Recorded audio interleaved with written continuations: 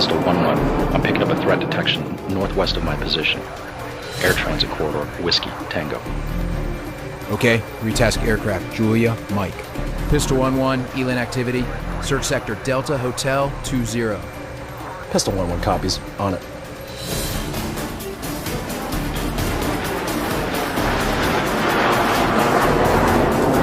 Enemy radar is hot again. Triangulating ELIN sensors.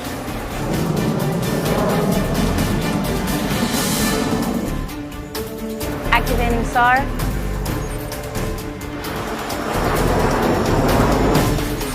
Target identified. Roger.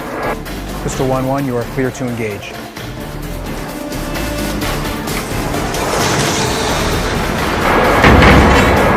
Weapons away, 25 seconds to impact.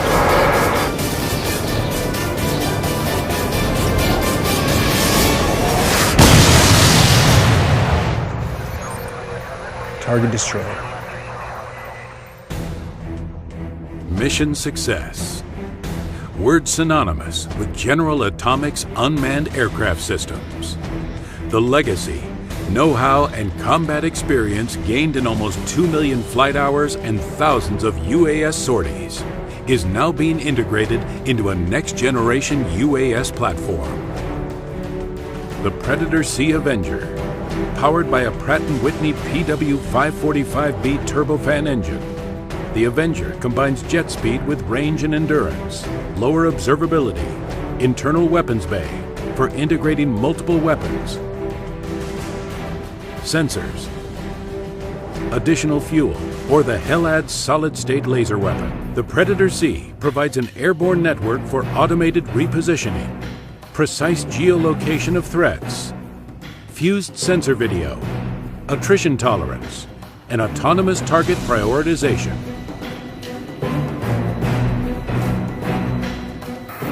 Intel has identified enemy ballistic missiles, preparing for launch. Priority target. Detasking all available assets. Assuming swarm formation. Landing 26, bogey 110, 25,000 feet, heading 206. Striker 40, target area is clear. Landing 26, engaging bogeys north 60 miles. Weapons armed. Jammers on. Jamming.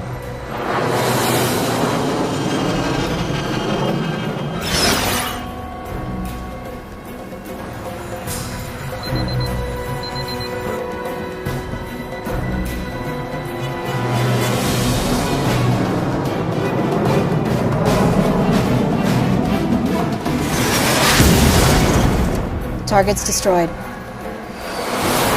Striker 40 on final.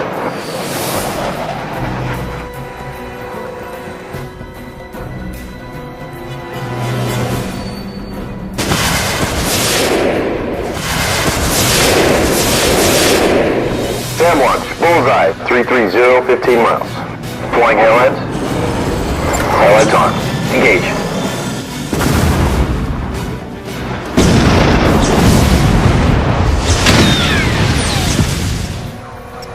Targets identified. Clear to engage. Laser on.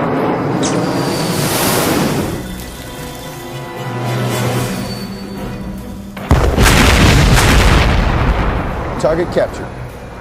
Lazy. Weapons away. 20 seconds to impact. Target destroyed. Targets destroyed. Plug and play, in today's nets, with today's systems. Enabled with an open architecture that provides flexible mission payloads, persistent integrated presence, video on demand, dynamic retasking, and a future airborne network for swarm configurable attack missions. The Predator Sea Avenger is the indispensable complement to manned attack systems, delivering attrition tolerance in an affordable, capable, multi-role, long-range, long-endurance aircraft system. On a per-aircraft basis, the Predator Sea is significantly more affordable than conventional aircraft, meaning increased mission flexibility, greater numbers, lower cost, more value, with overall manpower requirements dramatically reduced. The Predator Sea Avenger.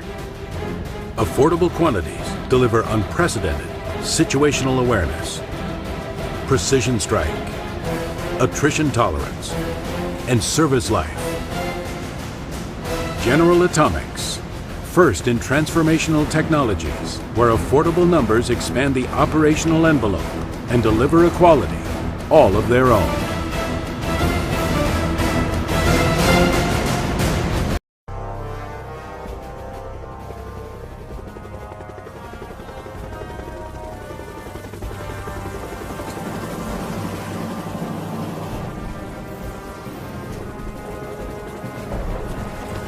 Battlefields of the future will be more dangerous than ever.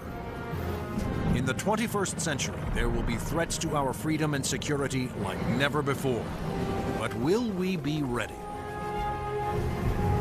Battles will be fought on land and sea, but they will not be won without supremacy in the air. Enter the incredible world of 21st century combat.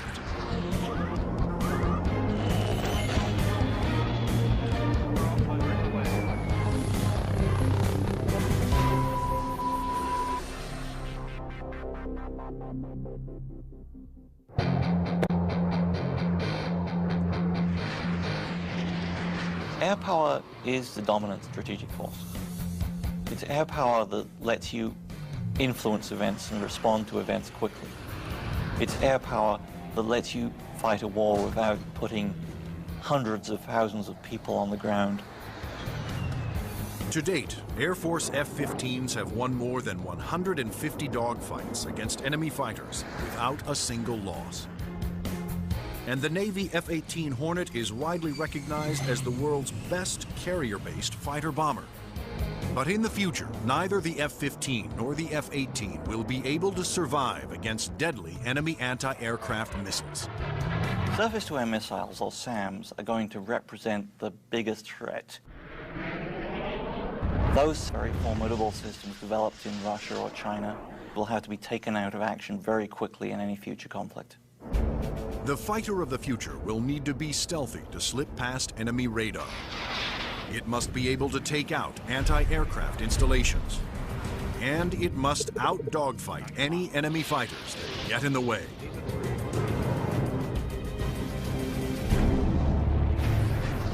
That future fighter is already here. The F-22 Raptor.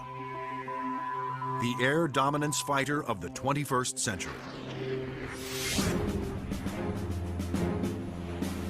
Developed by Lockheed Martin, this advanced tactical fighter has been designed to be the first plane to cross enemy lines, clearing the way for all other forces.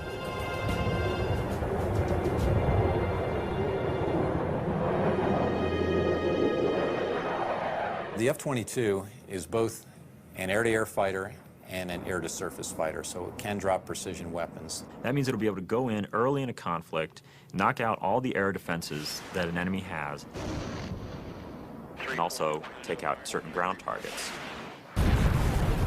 And open the door for all the U.S. forces, whether they're ground vehicles or other aircraft, to come in and continue the fight. The development of the F-22 Raptor first began in 1985, when the Air Force requested proposals for an advanced tactical fighter jet to replace the F-15 air superiority fighter. Military planners feared that the F-15 would not be able to counter new air and ground threats on the horizon. The result was the creation of the F-22. The capability of the aircraft is a quantum leap above what exists right now, and it's going to take air power and revolutionize it into a whole new world. In the battles of the future, stealth will be critical for all new fighters to avoid being seen by enemy radar. Non-stealthy aircraft just will not survive in the air battles of tomorrow. Stealth technology was created to counter advances in radar. Radar works by sending out radio waves and measuring the amount reflected back to determine the distance, speed, and course of an object. But stealth aircraft are designed with surfaces that deflect radio waves away, making them nearly invisible to radar. The world's first stealth production aircraft was the F-117 Nighthawk. The reason that airplane is faceted is a limitation of the computer technology at the time. It's easier to model a finite number of flat surfaces than it is a bunch of curved surfaces. And while the aircraft was a breakthrough at the time, the facets limited the plane aerodynamically. But now, thanks to more powerful computers, engineers can design aircraft that do not have to sacrifice aerodynamics for stealth. The FNA-22's aerodynamic slickness allows it to have the lowest drag of almost any aircraft ever produced.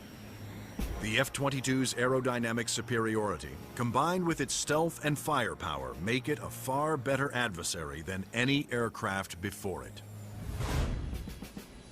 The F-15, which the F-22 will replace, has been a very successful fighter, but it is not stealthy. The F-117, while stealthy, carries no air-to-air weapons and is not designed for air combat. It relies on stealth and mission planning to protect itself. But the F-22, on the other hand, is not only stealthy, but comes with a full complement of air-to-air and air-to-ground weapons. The primary armament is in weapons bays underneath the airplane, where we carry 6 medium-range radar-guided missiles. By carrying the weapons internally, it preserves the stealthy shape of the plane. For closer infighting, the F-22 has short-range missiles and guns. Behind these two doors right here is the side weapons bay. This is where we carry a heat-seeking missile.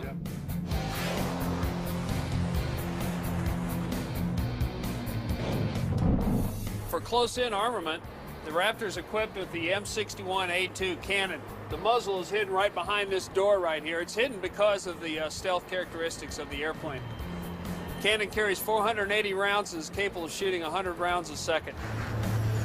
The F-22's advanced weapons systems will make it a formidable interceptor, as will its unique ability to find enemy aircraft without revealing its own position. When other planes use their radar, they become visible to every other radar system in the area. But that's not the case with the F-22. Perhaps the highest tech part of the airplane is the radome itself. Not only does the radome have to be stealthy, but it has to be able to transmit and receive its own radar signals. How the F-22 radar achieves that remarkable feat is classified. But what is known is that the F-22 can see enemy aircraft at a distance while remaining invisible to them. The first time that the bad guys will really know there's an F-22 in the area is when one of them blows up. Along with its advanced radar system, the F-22 is the first fighter to have supercruise, the ability to travel faster than the speed of sound without using its afterburners. A jet's afterburners boost speed by pouring fuel directly into the hot blast of the engines, adding fiery extra thrust. But afterburners are also wasteful, consuming enormous amounts of fuel, dramatically affecting the range and duration of a plane's mission. But the F-22 doesn't have that problem. Without using afterburners, it can supercruise at an incredible 1.5 times the speed of sound, over 1,000 miles per hour. This is all about our pilots being able to go fast, minimize the amount of time they are exposed to any threat, do the mission that we've sent them to do, turn around and come home safely. The F-22 is presently the only fighter in the world with supercruise, but it wouldn't be possible without a very unique set of engines. The goals for Pratt & Whitney were to provide a transformational engine that the Air Force needed, one that was stealthy, maintainable, and fast. The F-119 PW-100 was developed by Pratt & Whitney after years of research. It sets the new standard for jet engines Along with its incredible supersonic ability, the F-119 incorporates thrust vectoring. Here we are at the rear end of an F-A-22 Raptor. First thing you'll notice are the nozzles for the F-119 engines. In flight, during a maneuvering dogfight, they actually move up and down and vector the thrust of the engine to provide maneuverability. It helps us turn inside any foe, maneuver at low or high speeds to outmaneuver another airplane or potentially an enemy weapon that's headed towards us. The F-22's stealth, supercruise, and vector thrusting are impressive breakthroughs, but its most outstanding feature may be its ability to nearly fly itself through advanced computerized controls. It relieves the pilot of all the duties, gives the pilot total freedom to just look out engaged in the combat scenario. In addition to monitoring its own performance, the F-22 constantly gathers data on other aircraft in the combat area and presents the most important information to the pilot. We're going to have information passed to us from either unmanned vehicles or from off-board sensors so that we can integrate data and use that information for targeting.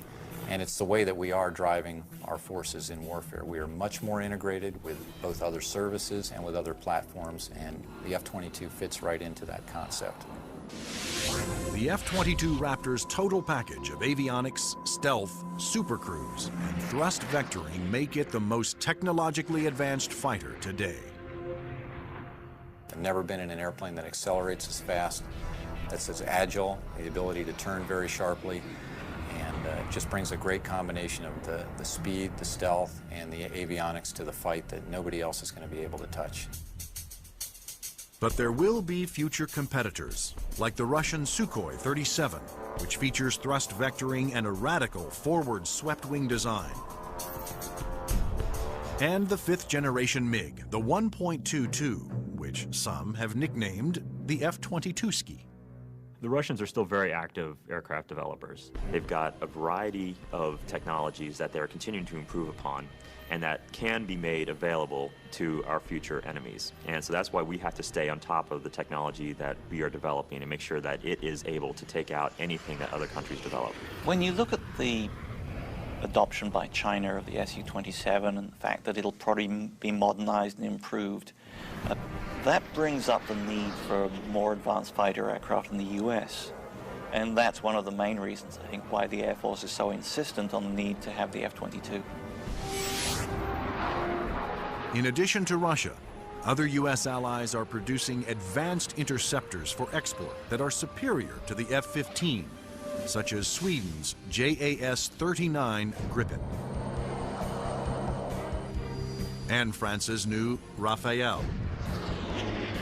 Germany, Italy, and the UK have joined forces to create a Eurofighter, the Typhoon.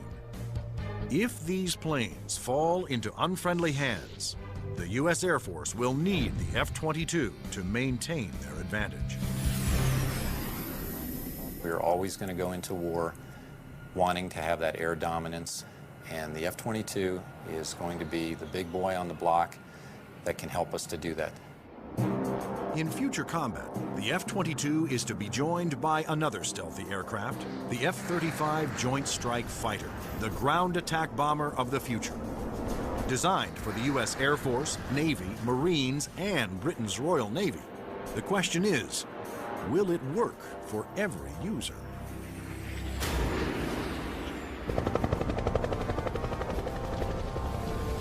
The rules of war have changed. Brute force has given way to high tech, and conventional weapons of the past will no longer be effective.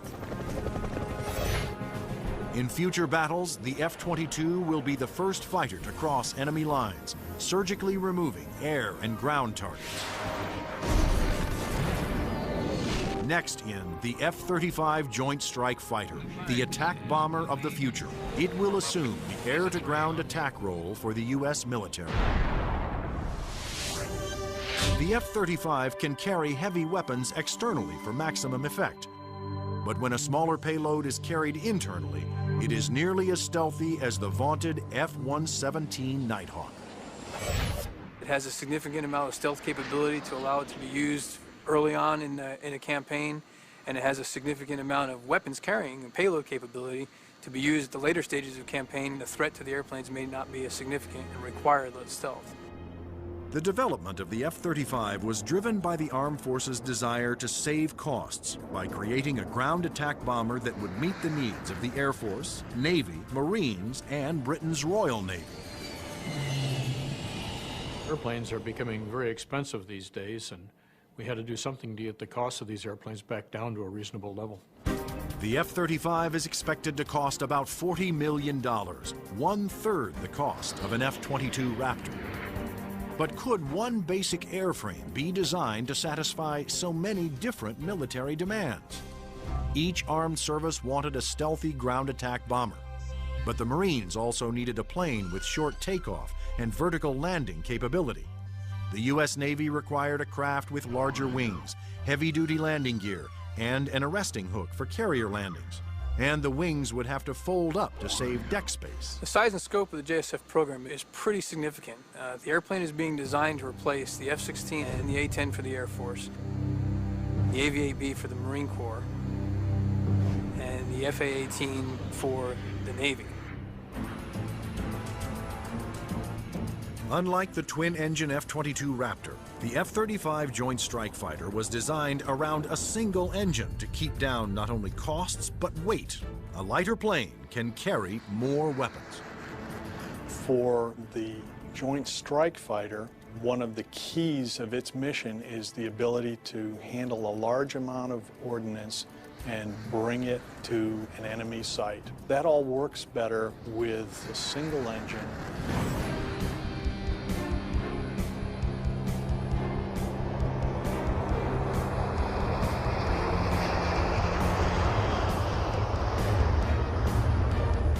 The Air Force version of the Joint Strike Fighter, the F-35A, made its first flight attempt on October 24, 2000. Tom Morgenfeld, who had been a test pilot for the F-22 Raptor, was at the controls. Well, a million things are going through your mind. Your eyes are everywhere, you're listening, you're watching. Your senses are tuned to an incredible level because you're sensing and feeling the airplane for the very first time. It flies wonderfully. It's definitely a pilot's airplane. The Air Force testing went smoothly. Next, a Navy version was built with heavy-duty landing gear and wider wings for the slow speeds needed to land on carriers. Navy test pilots flew touch and goes, demonstrating the F-35's ability to land within the space of a carrier's flight deck. But the most difficult challenge still lay ahead for the F-35 program. The Marine Corps needed a version that could perform short takeoffs and vertical landings, STOVL for short. The STOVL capability is extremely important to the Marine Corps because the airplane can go just about anywhere that the rest of the forces can go. It's not limited to needing a large runway. It doesn't need a really big ship to operate off of. Engineers at Lockheed Martin, the designers of the F-35 Joint Strike Fighter, took a hard look at the AV-8B Harrier, the STOVL fighter that the new aircraft would have to improve upon. The Harrier is a great airplane if you look at the fact that it's basically 1960s technology. It's achieving all those wondrous STOVL flight sort of maneuvers without the aid of a lot of computers. The Harrier's ability to take off, hover, and land vertically is achieved by vectored thrust. The powerful force of its jet engine is directed downwards through 4 nozzles that can pivot 90 degrees. I was brought in because I am a Harrier pilot with almost 1,600 hours in that airplane. So all of the lessons learned I have from the Harrier airframe and operational experience I have, I was able to bring to the program and use those to help evaluate the X-35 STOVL version. For hovering, engineers gambled on a radical new system. They planned to supplement the vectored thrust method by harnessing the jet engine to a drive shaft that would power a fan to blast air downward. In 1991, we unveiled this shaft-driven lift fan system to the technical world. Some actually said, "You gotta be kidding me. Are you guys serious?" The lift fan required doors to open behind the pilot on the top and bottom of the plane to draw in more air. The fan would blast air down midship, while the jet nozzle in back swiveled, blowing its powerful exhaust down to create a balanced lift force. The shaft-driven lift fan system allows you to harness a lot more energy out of what the engine is producing. But harnessing a jet engine to a drive shaft proved to be extremely difficult. The mechanical energy we were dealing with in the shaft-driven lift fan system was very large. We had 28,000 horsepower being transmitted from the drive shaft from the main engine to the lift fan. And that's similar to the power going through a U.S. naval destroyer. The lift fan's ability to blend large amounts of cool air with the hot jet exhaust provided another important benefit. One of the things we learned in JSF was to combine the jet exhaust to get a lower combined temperature than the Harrier. This allowed us to avoid some of the problems with concrete where the concrete would actually burst and explode under the high temperature and high jet exhaust from the Harrier. At the Lockheed Martin test facility in Palmdale, California, the revolutionary lift fan system was put to the ultimate test, in the air. If the lift fan failed during hover, the plane would crash.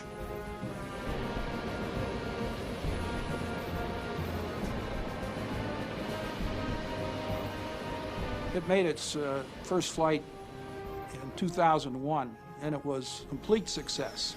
And at that time, I didn't hear any more from the people who had been saying for years, this thing will never work. It worked. Now, all three versions of the F-35 for the Air Force, Navy, and Marines are being developed and further tested for mass production. The United States, Britain, and their allies are expected to order more than 4,000 Joint Strike Fighters, which will replace most American-built fighter bombers in use today. The handling qualities and performance are stunning. It really is a pilot's airplane. It sort of makes you feel like a little boy. You want to take it home and tuck it under the pillow with you at night. It's just a pilot's airplane. In future air conflicts, the F-22s will be used to establish air dominance. Then waves of stealthy F-35 Joint Strike Fighters will use their superior weapons-carrying abilities to attack other major ground targets. The Joint Strike Fighter is going to be the backbone airplane for hauling freight. It is going to be the muscle part of sustained forces. Commanders can also alter an F-35's mission in the air as situations change during the battle. There are a variety of ways for the F-35 to bring in information from external platforms, other airplanes flying around the battlefield, satellite-based assets, ground-based assets. All that information can be presented to the pilot in the cockpit and allow him to be more of a tactician and manage the tactics of the game that day instead of worrying about the nuances of flying the airplane. The pilot's job will be to supervise the process of identifying the target and then to give consent for weapons release.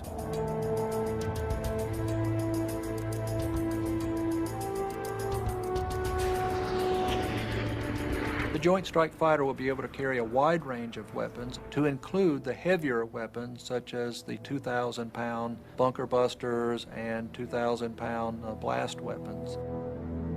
The Joint Strike Fighter's 1-ton bunker busters and blast bombs will be guided to their targets with pinpoint precision by JDAM tail kits. The Joint Direct Attack Munition, or JDAM, is a kit that can be put on any bomb to give it the brains to know where to go, and the movable tail fins to guide it there. JDAM is a guidance kit that came after Desert Storm. This little round piece on the side there is an inertial navigation clock. Now this clock, instead of measuring seconds, measures feet. If you take the unit and you tell it where it is right now electronically, and then you move it back a foot, or you move it up a foot, it measures every centimeter and every distance. The bomb knows the coordinates of where the airplane is, and it also knows the coordinates of where the target is. And when the weapon is released from the airplane, it simply flies from one set of coordinates to the other and does its thing when it gets there. Because a JDAM is directed by GPS, or Global Positioning Satellites, it can hit targets regardless of visibility. The way we use it is by employing it against targets that we cannot normally see visually, whether it is due to weather, smoke, haze, or just some sort of other thing that's obscuring the target.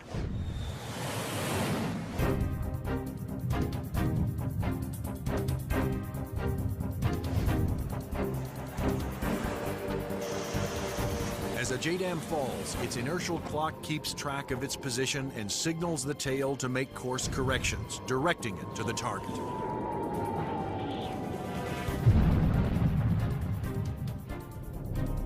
The accuracy of new weapons like JDAMs will reduce collateral damage.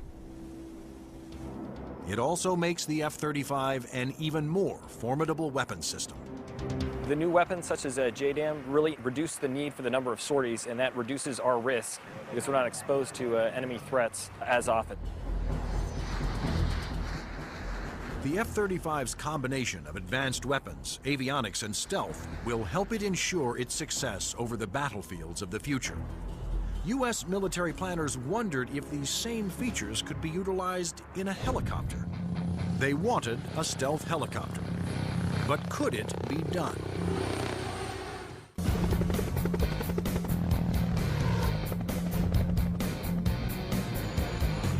Over the last 50 years, helicopters have evolved from slow-moving multi-purpose support vehicles to fast-moving frontline attack ships. But in the high-tech wars of the future, speed alone is not enough. Information is the key. There's three elements that are critical to warfare. The ability for you to know more than the enemy, the ability to maneuver quickly around an enemy and gather more information about them, and the ability to provide precision firepower at the enemy. In future conflicts, after the F-22 Raptors and the F-35 Joint Strike Fighters have cleared the way, surveillance and attack helicopters will support ground troops as they move in to secure the area. We like to be down low where the action is, and we like to be down low where the threat can't see us. But at such low altitudes, helicopters are vulnerable to a wide assortment of ground-to-air weapons. All the simple systems, the guns, unguided rockets, the surface-to-air missiles, it's got to deal with all of that, and it's got to deal all of it effectively.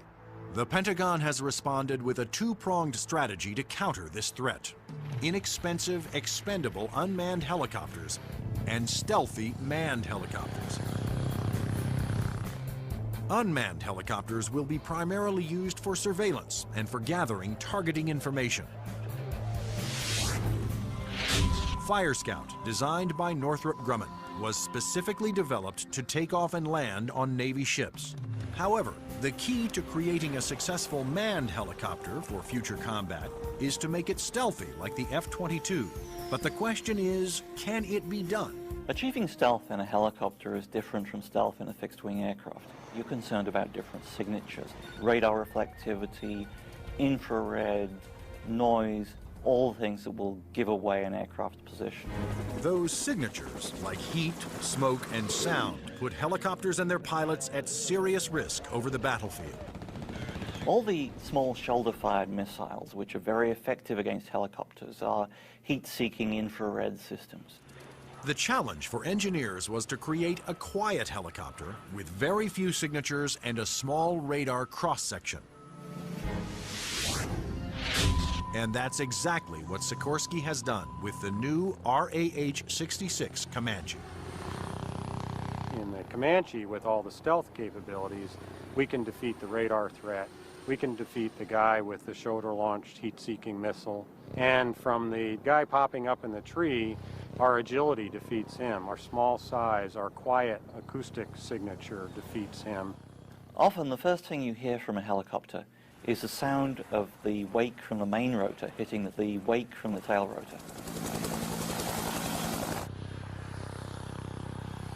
In the Comanche, the fan tail is shrouded, so there is no interaction between the fan blade tips and the main rotor tips, and it's also canted slightly. And those all contribute to reducing the acoustic signature. Engineers also experimented with the main rotor to find a quieter design. If you look at a Comanche, it's got a 5-blade rotor, and what that does is it cuts down the normal chop, chop, chop sound from a helicopter into a more discreet whir that kind of blends into the background. Reducing the heat signature of a helicopter is also essential to making it more survivable. When you look at a Comanche, the first thing you ask yourself is, where's the exhaust? Where does all this hot air get out of the engine? The Comanche's exhaust actually escapes through the tail boom, where it is instantly dispersed by cool air from the rotor. That missile has to have something to home in on, and that's a heat signature. Comanche defeats that by the engine exhaust being mixed with ambient air and cooling it so that there's no longer a heat plume for that missile to home in on.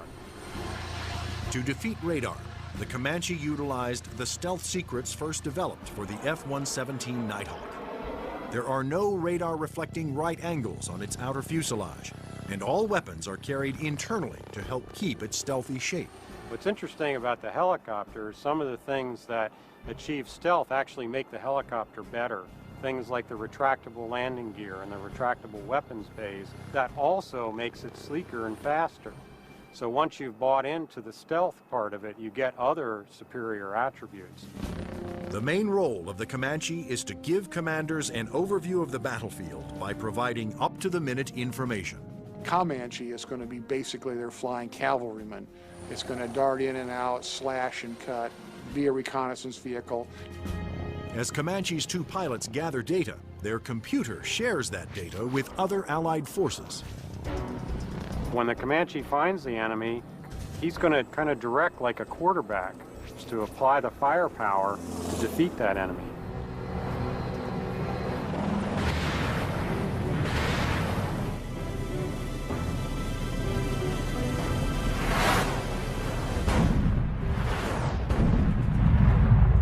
Engineering advances have also made the Comanche one of the easiest and most forgiving helicopters to fly. One thing that Comanche brings that other previous generation helicopters can't bring to the table is the pilot can maneuver the Comanche in virtually any axis without fear of exceeding any limits. Although it will be used primarily for reconnaissance, the Comanche will also be armed for self-defense. The Comanche is capable of carrying a wide array of weapons, all the way from guided missiles using a laser guidance system, heat-seeking missiles, which would be more of an air-to-air weapon, or unguided rockets, and also the latest Hellfire is pretty much a fire and forget. In addition, Comanche's pilots can ask Allied aircraft to fire missiles their way, and can then take over and guide those missiles to their targets.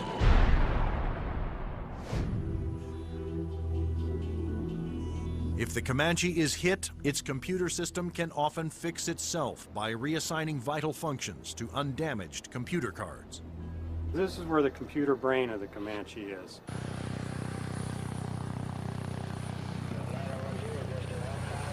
In support of its reconnaissance mission, Comanche can control as many as 5 unmanned aircraft. When the Comanche may be employed, it may have little vehicles that it launches out, so it has its own little eyes over the hill so it can see what's going on without putting itself at risk. In addition to launching its own unmanned air vehicles, Comanches may be aided on the battlefield by swarms of LOCAS, small intelligent missiles with their own computer brains. It's about 31 inches long, weighs a little over 100 pounds, carries a single warhead, has a laser radar. In other words, it has a scanning laser beam that generates pictures. The LOCAS also communicate with each other and cooperate in searches and attacks. You could have a swarm of LOCASes, each of which has its own eyes, each of which is thinking, but each of which is communicating with each other. Send that imagery back to the operators who could either use these as surveillance probes or, in fact, as weapons themselves. Weapons like LOCAS reflect the trend toward electronically linking all Allied forces and weapons so that information can be shared and used by all. By networking aircraft over the battlefield, with surveillance platforms and other weapons systems, commanders can quickly change missions to take advantage of up-to-the-minute information. The key to the air battle of the future is not necessarily stealth, speed, or firepower. It's going to be information. Unmanned air vehicles, or UAVs, will provide a large part of that information while flying long-duration surveillance missions. So, will the Air Force of the future have no pilots? Since the very first use of airplanes in war, military planners have looked for ways to make aircraft more effective and more lethal. Once so secret their very existence was denied by the government, unmanned air combat vehicles, or UCAVs, are now poised to take the preeminent role in 21st century air combat.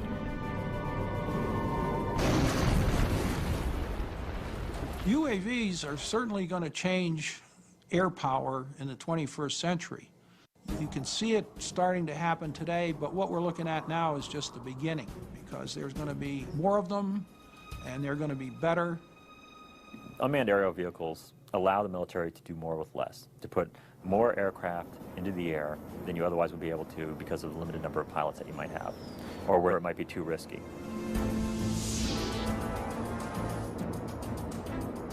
In the future, aircraft that have no pilots on board will carry out the most dangerous combat missions. Today, unmanned air vehicles, or UAVs, are already taking over the role of long-duration surveillance. UAVs don't have mothers. You lose a UAV in combat and nobody bats an eyelid. One of the earliest surveillance UAVs was the Predator. It was developed in the early 1990s. When you look at Predator, basically they start off as being long-endurance systems that can really persist over the battlefield. In Afghanistan, Predators provided critical real-time intelligence. And it was there that a Predator made an amazing transformation from surveillance to armed aerial attack. Fired a Hellfire missile, an Al-Qaeda convoy, and destroyed one of the vehicles in there. And at that point, it crossed the line from an unmanned aerial vehicle into an unmanned combat aerial vehicle. Today, the new Predator B can carry up to 10 Hellfire missiles. Of course, its primary mission is still what the military refers to as ISR, or Information, Surveillance, and Reconnaissance.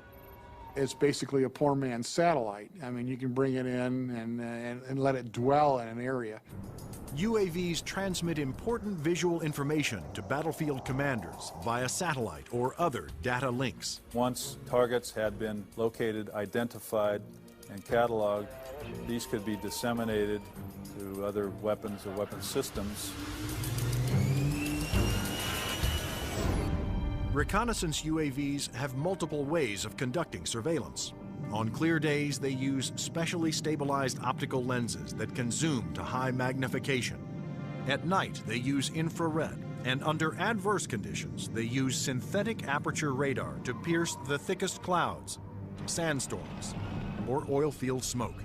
When the radar is reflected back, it can also be used to create a 3D image of objects. If the enemy chooses to use countermeasures or decoys or deception techniques, having to beat 3 systems is a lot harder than 1. The success of the Predator paved the way for the development of an even more advanced high-altitude jet-powered UAV by Northrop Grumman.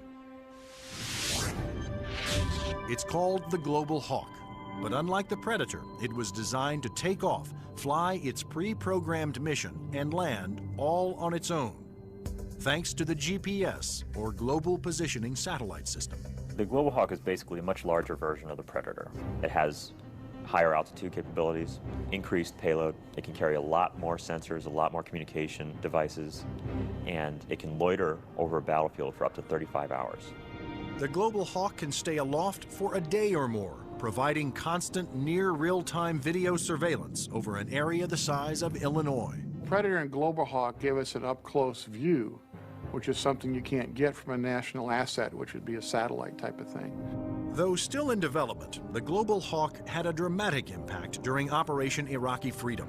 A single prototype provided information to Allied forces on 55% of all time-sensitive targets, including mobile Scud missile launchers.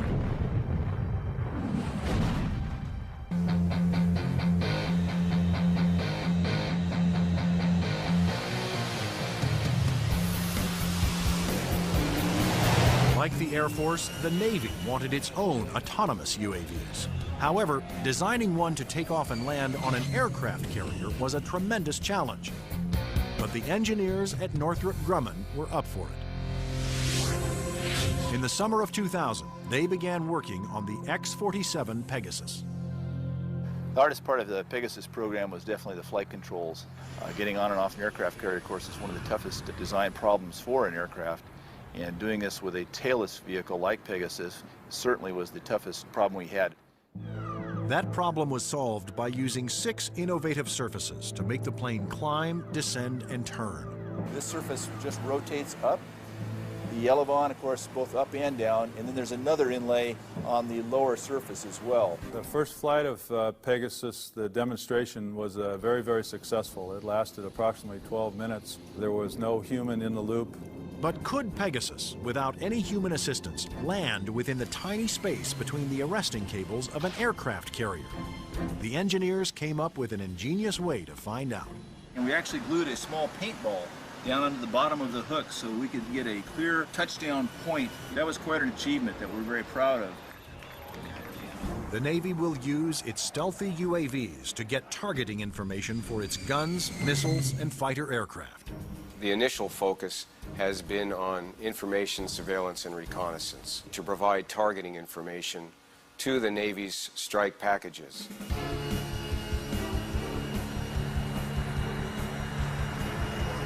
But many future UAVs, such as Boeing's X-45 unmanned bomber, will be heavily armed. Although flying pre-programmed missions, armed UAVs will still need human permission to fire. It has to know where friendly forces are on the ground, where civilians might be, where collateral damage, i.e. hitting a church or a mosque, might be an issue. So there is an element that we always retain where a human in the loop is important. You can have a weapon that's doing its own surveillance and has its own ability to engage a target. And that gives you a level of dominance that we're just emerging on right now. In the not-so-distant future, there will be even more radical aircraft and airborne weapons systems. Everything from electromagnetic pulse weapons to powerful airborne lasers to hypersonic aircraft that can fly to anywhere in the world in 2 hours or less. But how soon will these high-tech secrets become a reality?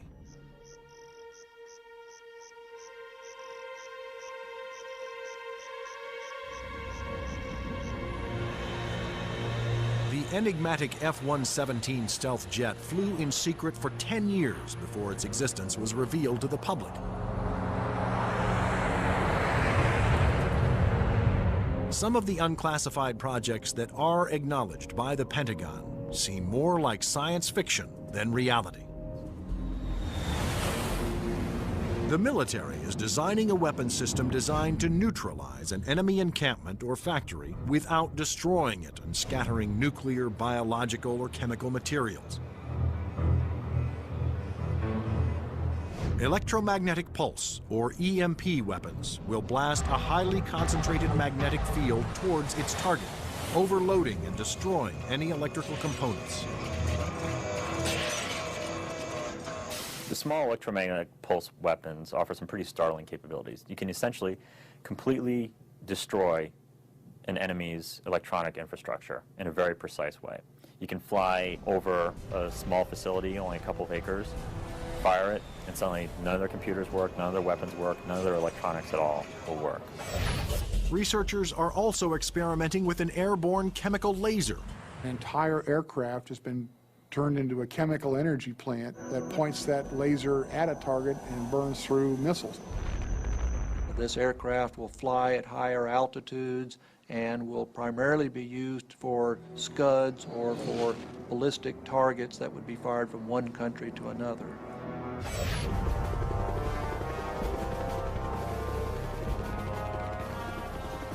American generals don't want a fair fight.